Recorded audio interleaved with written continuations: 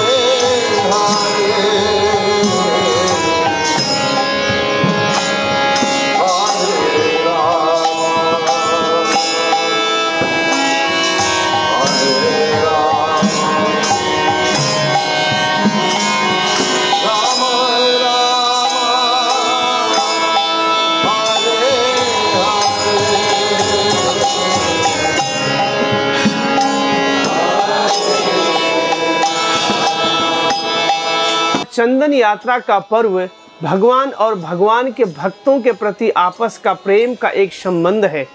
सर्वप्रथम जगन्नाथपुरी में भगवान जगन्नाथ ने अपने भक्त राजा इंद्रदुम्न को आदेश दिया था कि चंदन यात्रा का प्रारंभ किया जाए। बैसाख मास के शुक्ल पक्ष की तृतीया को जगन्नाथपुरी में जगन्नाथ जी को चंदन का लेप लगाया जाता है। भगवान जगन्नाथ के शरीर में भगवान के बड़े बड़े आँखें हैं। आँखों को छोड़कर पूरे शरीर में चंदन का लेप किया जाता है जगन्नाथ, बलदेव, सुभद्रा की तीनों विग्रहों को। और बाद में पास में ही एक सरोवर है, नरेंद्र सरोवर। उस सरोवर में भगवान के अर्चह विग्रह जो उत्सव विग्रह हैं, उन विग्रहों को नौका विहार भी कराया जाता है। और इस चंदन यात्रा से ही जुड़ी हुई एक और कथा आती है जिसमें भगवान के भक्त माधवेंद्रपुरी गोवर्धन परिक्रमा कर रहे थे।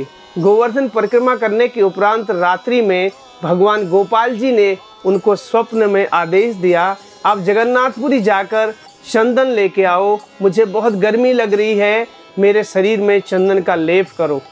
तो भगवान का आदेश पाकर भगवान के शुद्ध भक्त माधवेंद्रपुरी जगन्नाथपुरी को चल पड़ते हैं। जब जगन्नाथपुरी जाते हैं, जगन्नाथपुरी वृंदावन से जगन्नाथपुरी बहुत लंबा एक रास्ता है।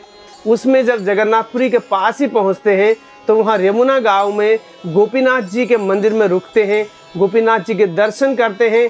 गोपीनाथ जी के दर्शन करके अद्भुत उनको प्रेम प्राप्त होता है और उनकी सेवा देखकर बहुत ही प्रसन्न हो जाते हैं। और फिर जाके चंदन लेके आते हैं। जब चंदन लेके आते हैं, रात्रि हो जाती है, पुनः गोपीनाथ जी के मंदिर में विश्राम करते हैं।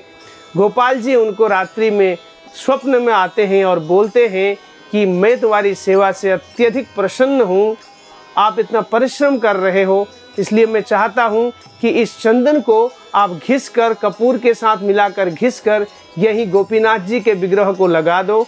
यदि आप गोपीनाथ जी के विग्रह को इस चंदन का लेप लगा देते हो तो मुझे यहाँ वृंदावन में स्वतः ही प्राप्त हो जाता है, स्वतः ही प्राप्त हो जाएगा। भगवान की अद्भुत लीला, वही गोपीनाथ और वही गोपाल जी। और तभी से यह चंदन यात्रा मनाई जाती है। और आगे 21 दिनों तक, आज अक्षय तृतीया है, अक्षय तृतीया बैसाख मास के शुक्ल पक्ष की तृतीया को आता है।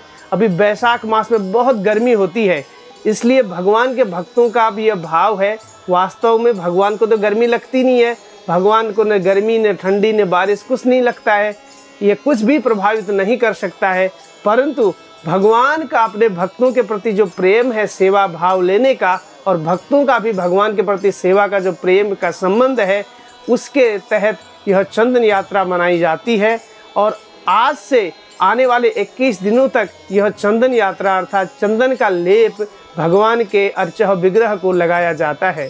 तो आज आप भगवान के इस सुंदर स्वरूप के दर्शन करने के लिए आपके पास के मंदिरों में जा सकते हैं, भगवान के सुंदर दर्शन कर सकते हैं और आप भी अपनी सेवा समझकर भगवान को आपके घर में जो विग्रह हैं उनको चंदन का लेप लगा सकते हो। अगर चंदन नहीं है, जो तिलक होता है, इस तिलक को घिस के भी आप भगवान के विग्रह को लगा सकते हो, अन्यथा भगवान के दर्शन तो कर ही सकते हो। तो यह चंदन यात्रा की कथा आपको कैसी लगी? यदि अच्छी लगी तो इसको लाइक कीजिए और शेयर कीजिए। हमारे चैनल पर नए हैं तो चैनल को सब्सक्राइब भी कीजिए। गोपाल जी की जय, गोपीनाथ जी की जय, जगन्नाथ जी की जय, चंदन यात्रा महोत्सव की जय। हरे कृष्णा। माधवेंद्रपुरी की जय हो।